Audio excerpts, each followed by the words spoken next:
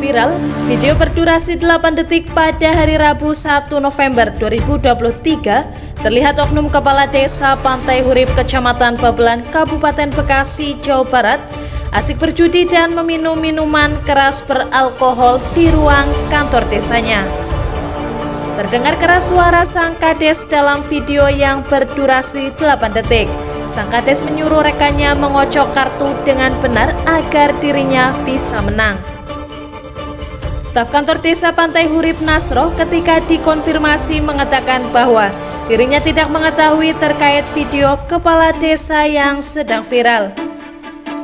Dikatakan warga sekitar yang berinisial T, warga merasa sangat resah atas perbuatan kades yang tidak beretika. Kantor desa bukanlah tempat untuk berjudi. Kantor desa adalah tempat pelayanan masyarakat. Hingga berita ini diterbitkan, oknum kepala desa Pantai Hurip belum dapat dikonfirmasi terkait kebenaran video tersebut dan sulit dijumpai alias bersembunyi. Pak, dengan adanya isu terkait pemberitaan ini, pihak desa seperti apa sih Pak dengan adanya pemberitaan ini Pak?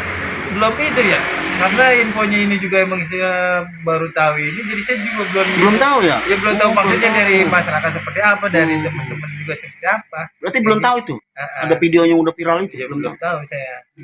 Ya viralnya adanya di TikTok atau di apa saya nggak paham. Belum tahu ya, intinya belum tahu. Dari Kabupaten Bekasi, tim Expose Update melaporkan.